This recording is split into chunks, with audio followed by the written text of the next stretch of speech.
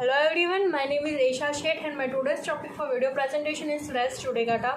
As you all know that res judicata is under the section 11 of Civil Procedure Code.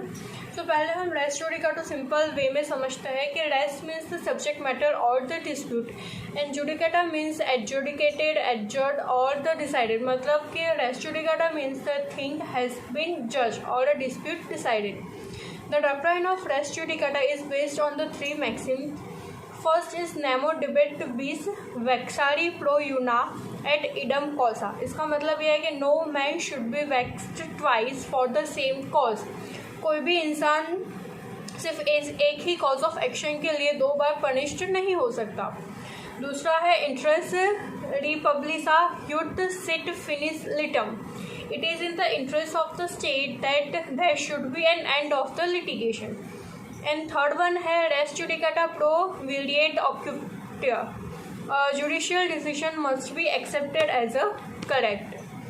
तो scope of res judicata क्या है? This doctrine of res judicata is a fundamental concept based on the public policy and private interest. It is conceived in the larger public interest, which requires that every litigation must come to an end.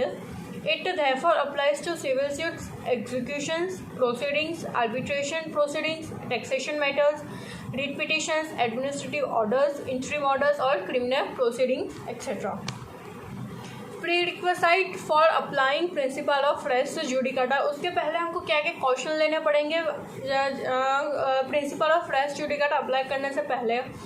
First है कि that must be direct and substantially in issue in two suits. जो भी issue होगा वो directly होगा या फिर substantially issue होगा. दोनों सूट्स में वो इशू सेम होगा डायरेक्टली और इनडायरेक्ट वे में. The prior suit must have been between the same parties और पर्सन क्लेमिंग अंडर देम. जो सूट होती है बिटवीन द सेम पार्टीज, पहले का सूट और अभी का सूट होगा कौन सी पार्टी के बीच में कि दोनों पार्टीज सेम होनी चाहिए. Such parties must have litigated under the same title in the former suit subject to the provisions contained in explanation 8 of the court which determine the earlier suit must be competent to try the latest suit or the suit in which such issue is substantially raised. The question directly and substantially in issue in the subsequent suit should have been heard and finally decided in the earlier suit.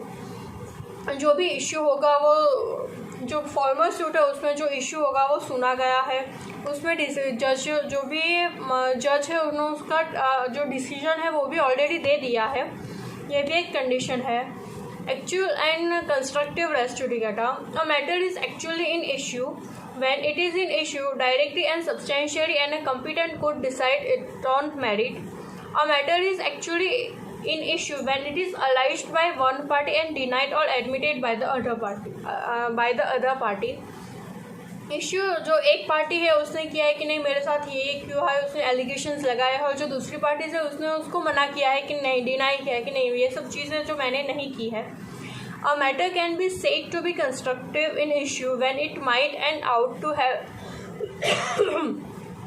been made a ground of defense or attack in the former suit. उसके बाद है difference between res judicata and res sub judice. तो res sub judice क्या है? It applies to a matter pending trial. अगर कोई भी trial है जो पेंडिंग है कोर्ट में तो वहाँ पे हम कौन सा डॉक्ट्राइन यूज़ करेंगे? Doctrine of res sub judice. और जहाँ पे it applies to a matter adjudicated upon, जहाँ पे कोई भी कोर्ट का डिसीजन ऑलरेडी आ गया है तो वहाँ पे हम डॉक्ट्राइन यूज़ करेंगे रेस जुडिकाटा का. It bars trials of a suit which is pending decision in a previously institute suit. It bars the trial of a suit or in issue which has been decided in a formal suit. Difference between res judicata and estoppel. So estoppel res judicata क्या है? तो it resulted from the decision of the court. उसका कहाँ पे आया है? जो decision of the court है उसके बाद हम रेस जुडिकाटा अप्लाई कर सकते हैं. Estoppel flows from the act of the parties. The rule is based upon the public policy wise that there should be an end to the litigation. It bars the multiplicity of suit. इसका basic main concept क्या है race judicata की? वहाँ पे कोई भी litigation है उसका एंड होना चाहिए. हम कितनी बार एक ना एक प्रोसेस हम कितनी बार करेंगे? कोई भी चीज़ का है उसका अंत होना चाहिए। क्यों? क्योंकि वो पब्लिक के लिए बहुत इंपॉर्टेंट होता है। सो एस्टेबल है कि proceeds upon the doctrine of equality that he who by his conduct has induced another to alter his position to his disadvantage cannot turn round and take advantage of such alteration of the other's position.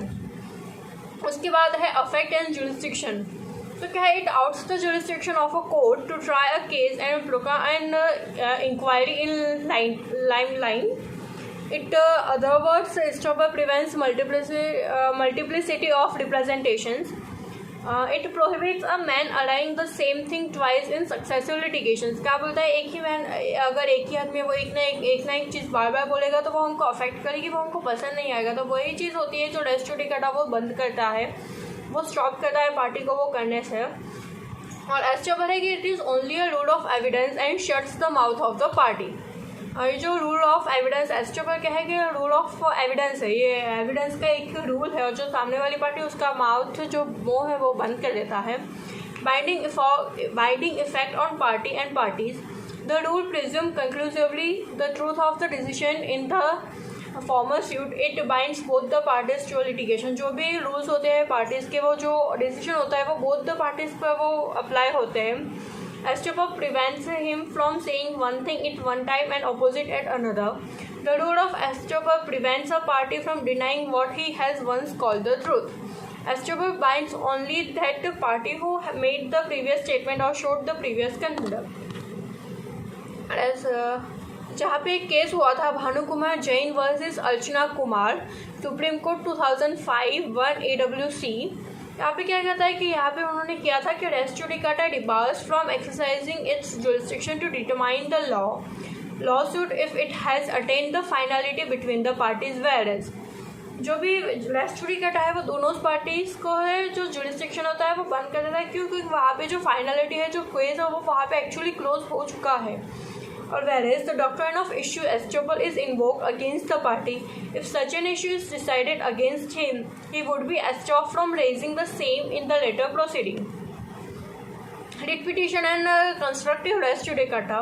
The question whether the rule of constructive res judicata can be applied to a writ petition was first answered by the Honorable Supreme Court in amalgamated